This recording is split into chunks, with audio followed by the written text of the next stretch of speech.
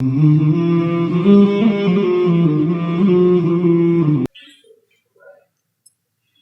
قول کے مطابق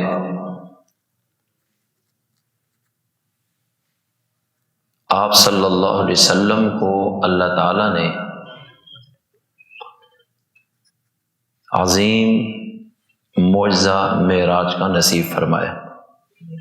نبوت کے 10ویں سال 27 رجب کو یا پھر ہجرت سے چند مہینے پہلے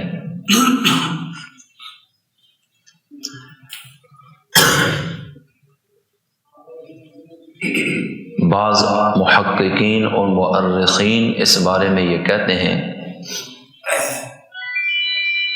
اعلان نبوت کے 12ویں سال ربیع الاول میں یہ واقعہ پیش آیا۔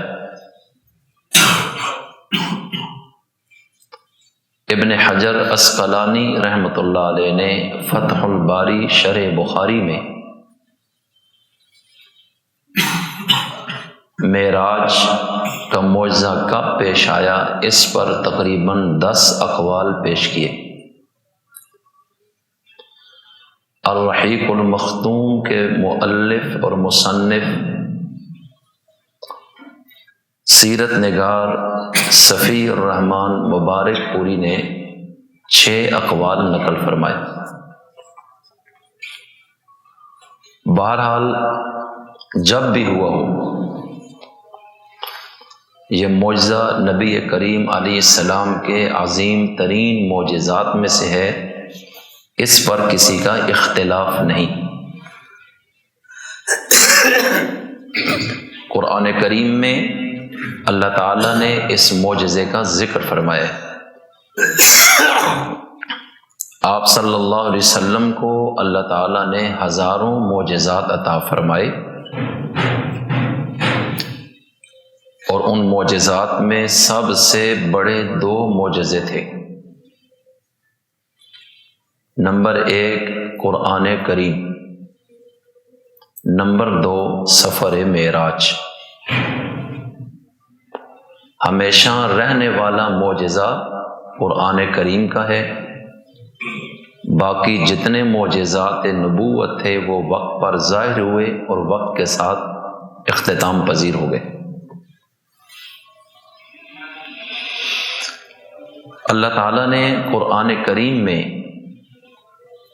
پارہ نمبر 15 کی پہلی آیت میں اس سفر کے پہلے حصے کا ذکر فرمایا، اور اس سفر کا تعلق زمین کے سفر کے ساتھ ہے، اور معراج کے سفر کا دوسرا حصہ زمین سے آسمانوں کی طرف ہے۔ اس کا اشارتاً ذکر تو قرآن کریم سورہ نجم پارہ 27 میں ہے، مگر صراحتاً اور وضاحتاً اس کا تذکرہ احادیث مبارکہ میں ہے۔ تقریباً 25 کے قریب صحابہ اکرام نے صحیح احادیث میں اس کو روایت کی ہے، اور پورا سفر معراج اپنی تفصیل کے ساتھ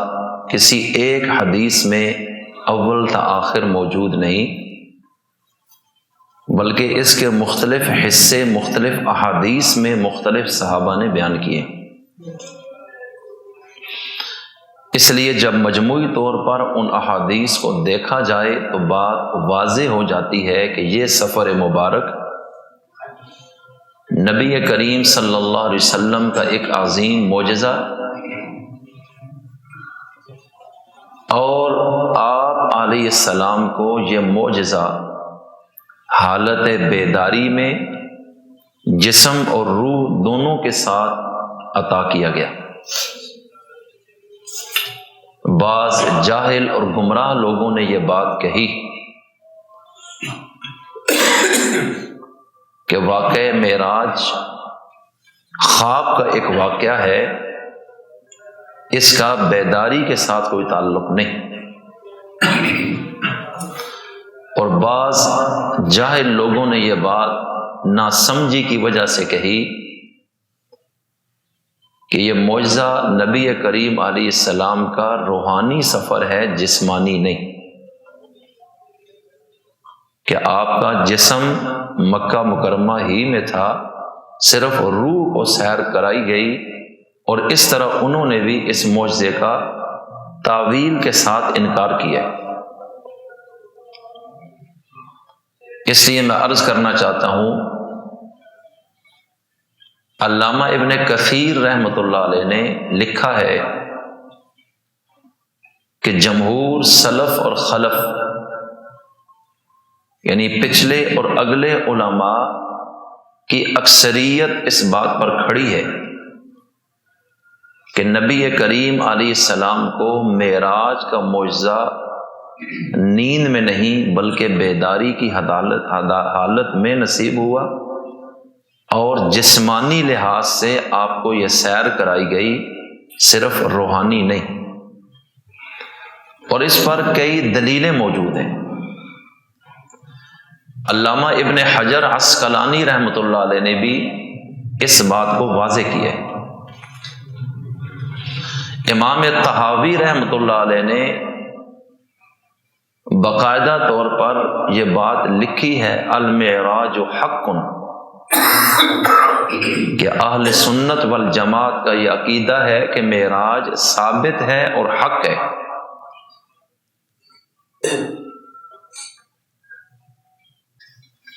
کہ نبی کریم صلی اللہ علیہ وسلم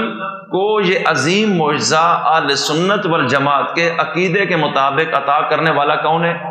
اللہ۔ اب ذرا غور کرنا ہے یہاں۔ اللہ کے رسول جب واپس آئے، آپ نے مکہ مکرمہ میں صبح لوگوں کو بتایا کہ آج یہ عجیب واقعہ پیش آیا کہ حضرت جبریل آئے براق نام کی سواری لے کر، مجھے اس پہ سوار کرایا، بلکہ اس سے پہلے یوں ہوتا ہے کہ میں اپنے گھر میں ہوں۔ حضرت علی کی بہن ام ہانی جو اللہ کے رسول کی چچا کی بیٹی ہیں، جناب ابو طالب کی بیٹی، ان کے گھر میں سوئے ہوئے تھے کہ حضرت جبریل آئے اور نبی کریم علیہ السلام کو وہاں سے اٹھایا اور گھر کا چھت کھل گیا اور اس چھت کے راستے سے یوں اٹھا لیا۔ اب چونکہ یہ سارا سفر ہی معجزہ ہے اور چھت کھلا اور چھت جڑا اور پتہ کوئی نہیں چلا، اور وہاں سے حتیم میں لائے۔ حتیم خانہ کعبہ کا وہ حصہ ہے کہ جو ہے تو خانہ کعبہ لیکن اس کے اوپر چھت نہیں ہے اس وقت، اس مقام پر آ کر لٹا دیا۔ اور نبی کریم علیہ السلام فرماتے ہیں کہ کچھ دیر ایسی کیفیت ہوئی کہ میں جس طرح اونگ میں ہوں لیکن پوری نیند میں بھی نہیں، اور پھر اچانک فرشتے آتے ہیں اور وہ کہتے ہیں کہ یہ جو دو آدمیوں کے درمیان لیٹے ہوئے ہیں محمد صلی اللہ علیہ وسلم، ان کو اٹھائیے۔ فرمایا حتیم میں میرے ایک طرف میرے چچا حمزہ سوئے ہوئے تھے اور ایک طرف میرے چچا کے بیٹے جعفر بن ابی طالب سوئے ہوئے تھے، میں درمیان میں تھا، اور مجھے جب وہاں سے اٹھایا تو مجھے زمزم کی طرف لے کر گئے، جو چشمہ ہے زمزم کا اس کے قریب، اور پھر میں دیکھتا ہوں کہ ایک سونے کا تھال ہے، سونے کا تھال تشت، اور وہ ایمان اور حکمت سے بھرا ہوا ہے، اور اچانک میں دیکھتا ہوں کہ میرے سینے کو زیر ناف بالوں تک یوں چیر دیا گیا اور یوں میرا وجود کھول دیا گیا، اور میں دیکھ رہا ہوں اور میرے دل کو نکالا گیا اور اس تشت میں اس کو زمزم سے دھویا گیا اور ایمان اور حکمت اس میں بھر دی گئی، اور دوبارہ دل اپنی جگہ رکھا گیا، اور اوپر انہوں نے یوں ہاتھ پھیرا تو میرا جسم دوبارہ ایسے جڑا ہوا تھا کہ کھلنے کا نشان بھی باقی کوئی نہیں تھا، کیونکہ آگے اللہ تعالیٰ نے جو عجائبات دکھانے تھے، جو انوارات دکھانے تھے، ان کا تحمل اور برداشت اندر پیدا ہو جائے، اس کے لیے یہ شق صدر کا واقعہ پیش آیا، اور یہ ایک روحانی آپریشن ہے۔ آج کی سائنس تو اب اتنی جدید ہوئی اور پھر بھی اتنی نہیں ہو سکی لیکن اس وقت اللہ کے رسول کو جو 1500 سال پہلے اللہ تعالیٰ نے یہ معجزہ نصیب فرمایا، اسے معجزہ شق صدر کہا جاتا ہے۔ آپ صلی اللہ علیہ وسلم جب قبیلہ بنو سعد میں جناب حلیمہ سعدیہ کے ہاں دودھ پیتے تھے، اور اس دوران جب چند سال وہاں گزارے،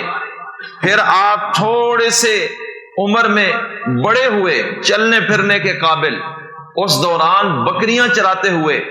وہاں جنگل میں بھی اس طرح کا ایک واقعہ پیش آیا تھا، اور یہ شق صدر کا پہلا واقعہ ہے۔ اور پھر نبی کریم صلی اللہ علیہ وسلم پر جب اللہ نے پہلی وحی اتاری، اس وقت وحی کا تحمل ہو جائے اس سے پہلے شق صدر کا ایک واقعہ پیش آیا۔ اور آج معراج پر جانے سے پہلے یہ ایک مرتبہ پھر فرشتوں کے ذریعے روحانی آپریشن کیا گیا، اور اللہ تعالیٰ نے قرآن کریم میں باقاعدہ طور پر اللہ کے رسول کے بے شمار معجزات کا ذکر کیا۔ علم نشرح لک صدرک کے تحت بھی علماء نے آپ کے شق صدر کے معجزے کا تذکرہ کیا ہے۔ اس لیے میں عرض کرنا چاہتا ہوں، اللہ کے رسول فرماتے ہیں پھر جب میرا یہ روحانی آپریشن ہوا، اور ظاہر بات ہے یہ آپریشن اور دل کا نکلنا یہ اللہ کے رسول کے جسم کو ظاہر کر رہا ہے، اس لیے کہ روح کا آپریشن کبھی نہیں ہوتا، نہ روح کو چیرا جاتا ہے۔ تو جو لوگ کہتے ہیں کہ معراج کا واقعہ روحانی ہے، جسمانی نہیں، یہ شق صدر کا آپریشن یہ ان کے اس چیز کو رد کر رہا ہے۔ پھر آپ کا براق پر سوار ہونا، اس لیے کہ سوار ہونا یہ جسم کا تقاضا ہے، روح سوار نہیں ہوتی، روح پر جسم سوار ہوتا ہے۔ اس لیے میں عرض کرتا ہوں کہ ٹھوس چیز سوار ہوتی ہے، روح اور جسم میں ٹھوس چیز جسم ہے، اس لیے براق پر آپ کا سوار ہونا یہ بھی آپ کے اس واقعے کو جسمانی معراج شو کر رہا ہے کہ آپ کو جسم کے ساتھ اللہ تعالیٰ نے یہ معجزہ عطا کیا۔ اگر کوئی یہ کہے کہ آپ کو خواب میں یہ واقعہ جناب سیر کرائی گئی، تو پھر جب آپ نے واپس آ کر مکہ میں یہ بیان کیا تو خواب میں تو اس سے بھی عجیب باتیں ہوتی ہیں۔ ابو جہل نے انکار کیوں کیا؟ کفار نے کس وجہ سے آپ کا مذاق بنایا؟ وہ کہہ دیتے خواب میں تو سب کچھ ہو سکتا ہے، لیکن ان کا ہنسنا، ان کا مذاق کرنا، ان کا انکار کرنا اور ان کا ہٹ درمی کرنا، اللہ کے رسول کے بارے میں لوگوں کے اندر بدگمانیاں پیدا کرنا، یہ اس بات کی واضح دلیل تھی کہ انہوں نے سن لیا تھا کہ حضور کو حالت بیداری میں جسم اور روح کے ساتھ یہ سفر کرایا گیا، جس کو ان کی عقل ماننے کو تیار نہیں تھی۔ اس لیے آگے توجہ کیجئے، اللہ فرماتا ہے سبحان الذی اسرا، کہ پاک ہے وہ ذات جس نے سیر کرائی اپنے بندے کو رات کے مختصر حصے میں مسجد حرام سے مسجد اقصی تک۔ تو یہاں غور کیجئے گا، لفظ سبحان کا دو ترجمہ عام طور پر ہم لوگ اپنے معاشرے میں کرتے ہیں، وہ کیا ترجمہ ہے کہ اللہ پاک ہے۔ سوال یہ ہے کس چیز سے پاک ہے، کس چیز سے پاک ہے؟ تو عام بندے کہہ دیتے ہیں کہ اللہ عیب سے پاک ہے۔ ارے میاں، اس کا یہ ترجمہ نہیں ہے، عیب تو ہوتے ہی نہیں خدا میں، یہ یاد رکھیے، عیب کا مسئلہ نہیں ہے، بلکہ یہاں اللہ کی طرف جب نسبت ہوگی اس کا معنی اور ہوگا۔ جس طرح ہم اپنے معاشرے میں کہتے ہیں، جب ہم کہتے ہیں کپڑا پاک ہے تو کیا مطلب نجاست سے پاک ہے؟ جب کوئی کہتا ہے قرآن پاک ہے، مطلب غلطی سے پاک ہے۔ جب ہم کہتے ہیں نبی پاک ہیں، مطلب کیا؟ گناہ سے پاک ہیں، کمزوری سے نہیں۔ کھانا نبی کی کمزوری ہے، پینا کمزوری ہے، سونا کمزوری ہے، رونا کمزوری ہے، شادی کرنا کمزوری ہے، نبی بیمار ہوتا ہے یہ کمزوری ہے، یہ کمزوریاں نبیوں میں بھی ہوتی ہیں۔ تو جب ہم کہتے ہیں نبی پاک ہیں، یہ مطلب نہیں کہ کمزوری سے پاک ہیں، کمزوریاں تو مخلوق کا خاصہ ہیں، لیکن اس وقت معنی کیا ہے کہ نبی عیب سے پاک ہے، نبی گناہ سے پاک ہے، نبی اللہ کی نافرمانی سے پاک ہے۔ اور اگر قرآن کی طرف نسبت ہو پاک کی تو مطلب یہ ہے کہ یہ غلطی سے پاک ہے، یہ جھوٹ بولنے سے پاک ہے، اس کا ہر جملہ صداقت پر مبنی ہے۔ اسی طرح جب ہم کہتے ہیں اللہ پاک ہے تو یہ مطلب نہیں کہ اللہ گناہ سے پاک ہے، گناہ کا تو تصور ہی اس طرف نہیں، یہ مطلب بھی نہیں کہ اللہ عیب سے پاک ہے کہ یہ تو ہے ہی ہے، عیب تو اس میں ہوتا نہیں، بلکہ اب معنی ہوگا کہ اللہ کمزوری سے بھی پاک ہے، وہ نہ کھاتا ہے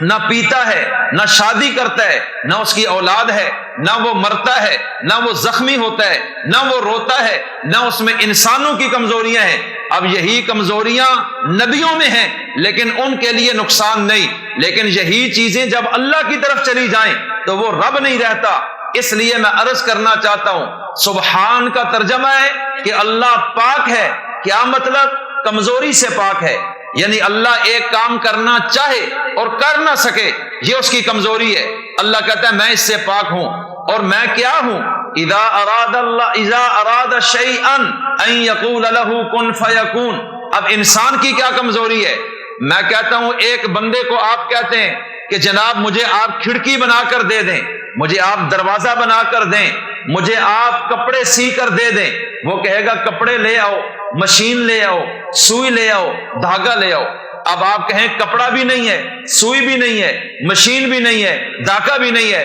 کوئی چیز نہیں، لیکن آپ کپڑے سی دیں۔ اب وہ کہے گا کپڑا ہوگا تو سیوں گا، کپڑے کے بغیر میں کس کو سیوں گا؟ دروازہ بناؤں گا، لکڑ اور لوہا ہوگا تو بناؤں گا، لکڑ اور لوہا ہے ہی نہیں تو دروازہ کیسے بناؤں گا؟ مخلوق کے لیے مسئلہ ہے کہ اسباب ہوں تو وہ کچھ کریں گے، اسباب ہی نہ ہو تو وہ رزلٹ کبھی بھی نہیں دے سکتے۔ اللہ کہتا ہے میں وہ ہوں کہ سبب ہے ہی نہیں، اور میں کہوں کہ کچھ بن جائے تو بس میں ارادہ کرتا ہوں وہ چیز وجود میں آ جاتی ہے۔ مجھ میں اور مخلوق میں یہ فرق ہے، توجہ کیجئے گا۔ عرض کیا کرنا چاہتا ہوں، احکم الحاکمین بتا رہے، ارے لوگو کہ تم دنیا میں جہاز بناتے ہو، تم مکان بناتے ہو، تم کپڑے بناتے ہو، تم گھڑیاں بناتے ہو، ارے تم بڑی بڑی مشینیں بناتے ہو، بحری جہاز تم نے بنائے، سوئی تم نے بنائی، لیکن مٹیریل اور مادہ تمہارے پاس ہو تب تم بنا سکتے ہو، اگر وہ نہ ہو تو تم بنا ہی کچھ نہیں سکتے ہو۔ لیکن میں وہ رب ہوں کہ کوئی مٹیریل اور مادہ بھی نہ ہو، لیکن جب میں کہہ دیتا ہوں بن جا، بس وہ چیز بن جاتی ہے۔ اس لیے سنو، انسان کو تو مٹی سے بنایا، پانی سے بنایا، ہوا سے بنایا، روشنی سے بنایا، لیکن ذرا سوچو میں نے روشنی کو کس سے بنایا؟ میں نے مٹی کو کس سے بنایا؟ میں نے پانی کو کس سے بنایا؟ میں نے گیس کو کس سے بنایا؟ میں نے ہوا کو کس سے بنایا؟ تو پیچھے کوئی چیز بھی نہیں ہے، بس میرا ایک ارادہ تھا، میں نے ایک ارادہ کر کے ایک تصور قائم کر دیا کہ یہ چیز بن جائے، بس ادھر میرا آرڈر آیا، عدم سے وجود اس چیز کو مل گیا۔ فرمایا یہ کچھ کرنے والی ذات کو اللہ کہا جاتا ہے۔ کیا کہا جاتا ہے؟ کچھ بھی نہیں، عدم سے وجود، یہ کائنات میں اور کوئی نہیں کر سکتا۔ اللہ کہتا ہے سنو، یہ جب سفر ہے معراج کا، اس کا پہلا حصہ جو اسراء کہلاتا ہے، مسجد حرام سے مسجد اقصی، یہ 40 دن کا سفر ہے جو گھوڑ سوار طے کرتا ہے، جو قافلے طے کرتے ہیں، جو دنیا کی سواریوں پہ بیٹھ کے جانے والے ایک ملک سے دوسرے ملک تک 40 دن سے پہلے وہ مسجد حرام سے مسجد اقصی تک نہیں پہنچ سکتے، لیکن مصطفیٰ کا تو ٹھوس وجود ہے، اور یہ ایک امی شخص ہے، یہ غریب آدمی ہے، ان کے پاس تیز سواری بھی نہیں ہے، ان کے پاس تو تخت سلیمانی بھی نہیں ہے، مکہ والے ان کو دیکھ چکے ہیں، یہ ایک مظلوم آدمی ہے، لیکن اس شخص نے یہ کہا کہ میں نے رات کے ایک حصے میں اور ایک سیکنڈ کے کروڑویں حصے میں یہاں سے وہاں تک یوں سفر کر لیا، تو ممکن ہے تم یہ کہو یہ نہیں ہو سکتا، اگر تم نبی کو دیکھ کر کہو گے تو یہ نہیں ہو سکتا، نبی کے جسم کو دیکھ کر کہو گے یہ نہیں ہو سکتا، دنیا کی سواریوں کو دیکھ کر کہو گے یہ نہیں ہو سکتا۔ اس لیے میں جب اس سفر کو بیان کر رہا ہوں تو میں یہ نہیں کہہ رہا کہ مصطفیٰ نے یہ سفر کیا مسجد حرام سے مسجد اقصی تک، اس لیے کہ نبی اگر کرنا چاہے تو یہ کبھی بھی نہیں ہو سکے گا۔ اس لیے میں جب اس سفر کو بیان کرنے لگا ہوں تو میں اس کی نسبت نبی کی طرف نہیں کر رہا، میں اس کی نسبت اپنی طرف کر رہا ہوں کہ مصطفیٰ نے یہ سفر نہیں کیا، یہ سفر مصطفیٰ کو اس کے خدا نے کروایا ہے۔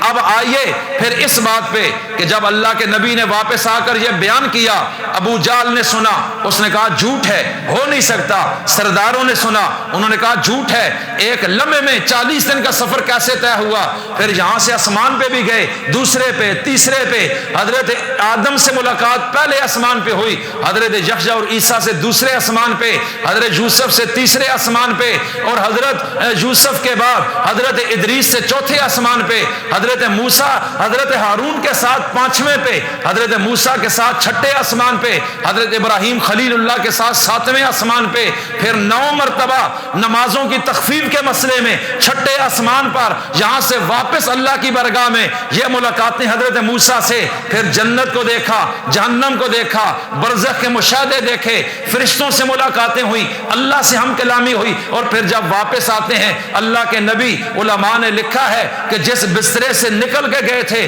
اس کی گرمائش ابھی بھی باقی تھی، جس پانی سے وضو کیا تھا وہ پانی زمین پہ ابھی چل رہا تھا، ابھی جمع نہیں تھا اور رکا نہیں تھا۔ اتنا مختصر ٹائم، آپ وضو کریں تو آپ دیکھیں جو پانی نیچے گرتا ہے وہ تھوڑا سا چل کے رک جاتا ہے، یہ تو چند سیکنڈ یا 1 منٹ کا مسئلہ ہے، پانی رک جائے گا۔ تو آپ کہتے ہیں جب میں گیا اس وقت دروازہ میں نے کھولا، واپس پہنچا تو ابھی کنڈی ہل رہی ہے، میں جب واپس آ گیا یہ سارا کچھ کر کے تو وضو والا پانی ابھی رکا نہیں ہے، میں جب واپس آیا تو میرے بستر کی گرمائش بھی ختم نہیں ہوئی، یعنی اتنے ایک لمحے میں یہ معاملہ ہوا کہ رب نے ساری کائنات کی مجھے سیر کرائی ہے۔ جب آپ نے یہ جملہ بولا، ابو جہل نے کہا لوگو اب بھی کوئی شک رہ گئے، اس شخص کے دماغ میں دیکھ لو، یہ کوئی ایسی چیز نہیں، نعوذ باللہ اس کے دماغ میں مسئلہ ہے۔ میں ایک زمانے سے تمہیں کہہ رہا ہوں کہ کوئی انہونی کوئی نہ نظر آنے والی چیز ہے جو اس کے رابطے میں ہے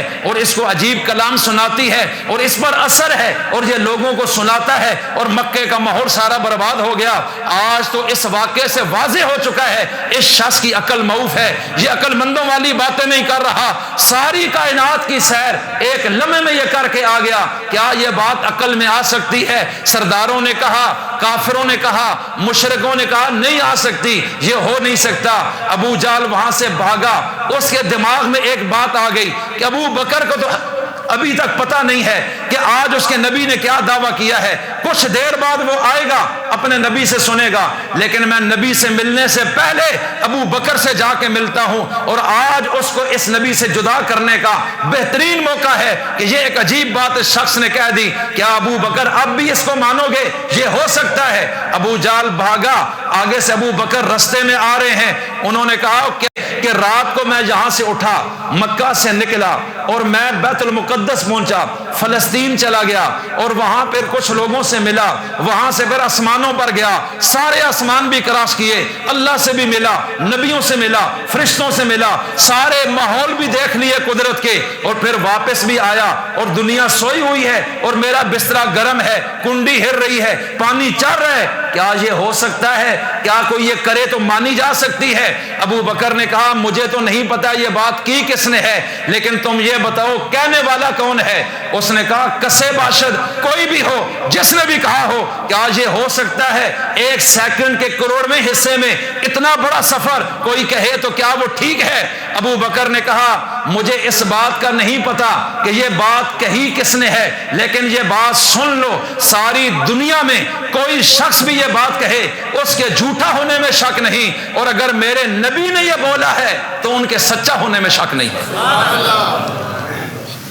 میرے نبی نے اس دن فرمایا تو صدیق اکبر ہے، تیرے جیسا کوئی نہیں ہے۔ اب جب وہ آئے یا رسول اللہ، ابو جہل رستے میں ملا، کہا وہ منٹل بے وقوف ہے، اس کو کیا پتا ہے۔ اب وہ ابو جہل کہنے لگا ابو بکر عقیدت کی ایک حد ہے یار، انہونی بات کو بھی تم نے مان لیا، یہ ہو سکتا ہے کہ یہ شخص اتنا بڑا وجود اور یہاں سے گیا اور ایک لمحے میں ساری کائنات کو کراس کر گیا؟ میں قربان صدیق اکبر کے ایمان پر، سارے کہو سبحان اللہ۔ صدیق نے کیا جواب دیا وہ سنیں، ایمان ایسا ہونا چاہیے، کسی کی تقریر سن کے، کسی کی دلیل سن کے ایمان ڈاما ڈول ہو جائے نا، نبیوں، صحابہ اور قرآن کے بارے میں، تو یہ ایمان نہیں ہے۔ ایمان یہ ہوتا ہے، حضرت صدیق اکبر نے کہا بے وقوف سن میری بات، میرے نبی نے مجھے یہ بات کہی کہ 7 آسمانوں کے اوپر سے ایک فرشتہ آیا ابھی اور اس نے مجھے اللہ کا پیغام دیا، میں اس مجلس میں ہوں، میں نے فرشتہ نہیں دیکھا، میں نے اس کی بات نہیں سنی، لیکن میرے نبی نے جب یہ فرمایا تھا کہ آسمانوں سے کون آیا، زور سے بولو، اور مجھے یہ پیغام دے گیا، میں نے دیکھا بھی نہیں، میں نے اس کو سنا بھی نہیں، لیکن میں نے نبی پر اتنا اعتماد کیا کہ میں یہ بات مان گیا، میں نے مانی ہے تو میں مسلمان ہوں۔ تم نے نہیں مانی تو تم کافر بن گئے، تم کہتے ہو نہیں ہو سکتا۔ میں نے کہا جی ٹھیک ہے، میں ایمان لایا تو کہا کہ فرشتوں کا سردار تو میرے نبی کا غلام ہے، جب جبریل کا ایک لمحے میں آنا اور ایک لمحے میں واپس جانا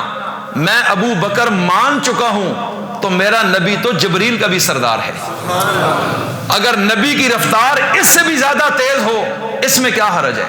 جب غلام کی ایسی پرواز ہے تو آقا کی پرواز کیسی ہوگی؟ اس لیے کہا چھوڑو اس بات کو، اگر میرے نبی نے یہ بولا ہے تو میرا یہ ایمان ہے کہ رسول اللہ سچ بول رہے ہیں۔ اس لیے میں عرض کرنا چاہتا ہوں کہ یہ معراج کا واقعہ میرے نبی کا ایک عظیم معجزہ ہے، میرے نبی کی نبوت کو اس نے ثابت کیا۔ پھر ابو جہل باز نہیں آیا، میرے نبی کو ذلیل کرنے کے لیے لوگوں کے جھمگٹے میں اس نے سوالات شروع کر دیے۔ اس نے کہا سنو،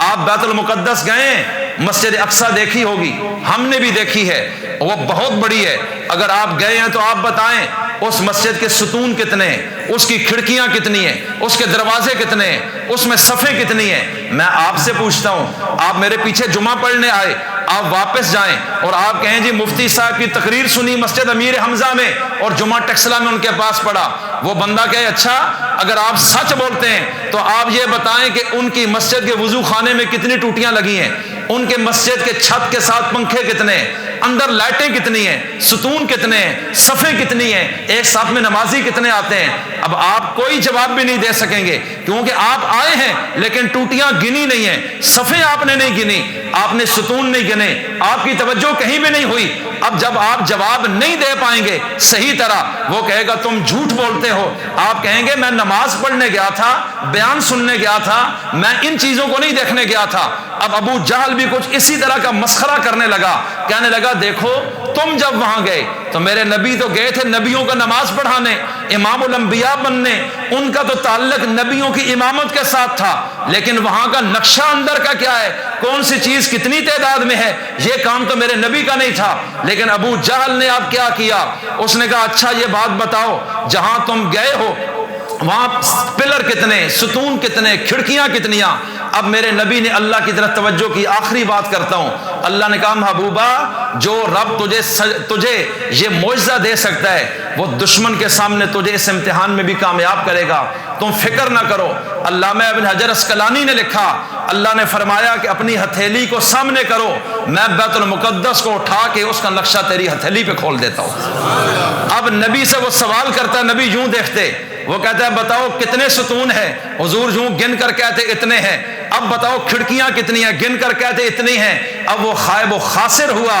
الحمدللہ میں یہ عرض کرنا چاہتا ہوں اللہ نے اس معجزے کا قرآن میں ذکر کیا اور اس معجزے کی برکت سے 5 نمازیں ہمیں عطا کی آسمانوں پر نبی کو بلا کر، اور آپ کو معراج کا یہ تحفہ آپ کے نبی کی طرف سے ملا ہے۔ اس لیے جو لوگ نماز کے پابند ہیں وہ اس معراج کے معجزے کے قدردان ہیں اور اس کو مان رہے ہیں، اور ورنہ کوئی صرف سبحان اللہ کہے اور اس معجزے کی طرف اس کی توجہ نہ ہو تحفے کی طرف تو اس نے حقیقت میں اس معجزے کی ناقدری کی ہے۔ اس لیے آج سے تہیہ کریں، 5 وقت کی نماز روزانہ جماعت کے ساتھ انشاءاللہ ادا کریں گے۔ اللہ تعالیٰ سمجھ اور عمل کی توفیق عطا فرمائے۔ وما علینا الا البلاغ المبین۔